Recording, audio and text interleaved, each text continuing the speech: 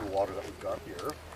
A couple of little rooms probably off here to change and such, and then we get into a tepidarium where the water is tepid in temperature. Oops, sorry, it's here. And then a calidarium, or a heated water place, And the furnaces, which we'll go back and take a look at, we'll come back here then, are all located here for heating the water, and we'll look at that stuff when we get back up there, So we've got our own bath, which is accessible from the house itself. Right here's the doorway in, or it's accessible from this direction as well. It's the only two entrances into the place. And that, I think, is one of the secrets of the whole place. It's both a private entity for the house itself, and it's call it a public place for other people to be able to come in through wherever we were. Well, here it is, okay? So that's one chunk of the building, is the bath facilities. Yes, we have more facilities, and I'll just point those out so you can see where they are. The grand latrine. There's a second latrine over here. Right there. And there's a third one up here too. And I think we probably have more. Yeah, they really are. Big public toilets like you guys were in just a little bit ago. Number 14, it's private. Yeah, it's a private one because you see that's part of the house setting. Yeah. It's a small private one. We'll actually get to see that. So that's the bathing area of the whole complex. The second area that we have is more of a public area. We're going to go and enter and look at this after a while from this direction. You'll see that over here. That's where we'll be coming into. This whole area here, of this thing here, and this, all work as one separate area. Yeah, it's just a big monumental gateway to make it look big and impressive. Third area, and again it can be cut off from the houses, up in here. We'll take a look at that in a while. That's available to us. And we'll also see that part and up to about here. But everything here and upward, you're not going to get to see because of the construction and such. It's closed for renovation, restoration, and so forth. And that's a private dwelling area, so it's really unfortunate. What else do we have? Well, we have a huge peristyle going around this peristylium. This is a water area. There's a fountain in the center. Green grass grows all around. We're not going to get to see that. That's all closed off as well. So that's why I want to take a good look at the maps to see what you're going to see as opposed to what we could have seen were it all here. Should I move out of the way? Hope you better. What do we have? Well, we've got more excavations going on, and you can see how recently this has been done. This thing here may have been a granary, and I say may have been because they still haven't done all the analysis and figuring out of what had and was here and so forth. They're excavating back in this region even now as we speak. They're out there somewhere, and they're doing more excavating under that parapet that you see in the distance. And those things are bringing up, for one, the outbuildings.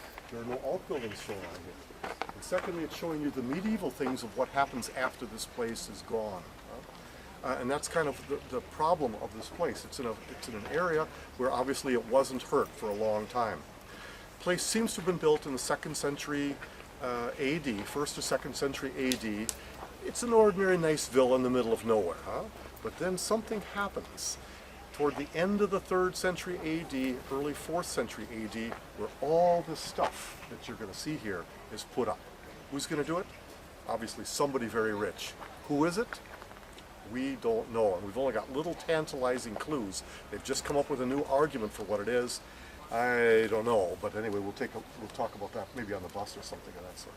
So this whole 4 acres of land then is put up relatively quickly with all the amenities. Not only the aqueduct there, another one on the opposite side, which is here, again with its own cistern, with all the water that's going into this big pond here, the bath area down here, but virtually the entirety here is covered with mosaics on the floor.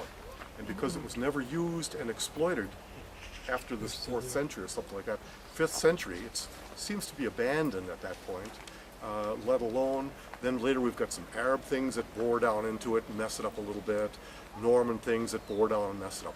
And then there's a big landslide. Nothing like destruction for preservation, right? Covered it up. Any other examples? Pompeii. Pompeii is the finest example, But the same thing happens here. You had a big landslide that came down over the mountains. There have been floods and things before, but that covers all this stuff up and leaving it there. In the 18th century they go and they dig and they're going to build a well or something, and they find some mosaics out here. 19th century, same thing, find more of that stuff. It's not till the 20s and 30s that they do some real excavating. About 1950 they do some more work, and unfortunately they did most of the building area in about 3 years. Far too fast for what they were doing. That happens. And then again, from 1976 onward, even to right now, they've been working on this thing. They put up this wonderful purple covering over it all to show you what the building probably looked like back when I was a kid at the end of the 3rd to early 4th century AD. So the buildings would have looked roughly like that. Now obviously it's not faced. This would have been faced with marble. Any local marble you remember, Tim? Nope. No, it's all got to be imported. How do you think you get it up here? Auction Over the car. hill and through the mountains. Huh? Again, big bucks. We talked about transporting this stuff and how expensive that is. So cover the whole thing, and not just in Ostrand style mosaics like the walkway here. Huh? These are of exquisite quality. Take a look at them, because I'm not going to be able to jabber loud enough to be heard by everybody in there. But look at the quality of the mosaics. Look at things like shading and shadowing. Look at the faces in particular. Look at the hands. Look at how the actions are portrayed, and you've got really good people who are doing this stuff. Where do they come from?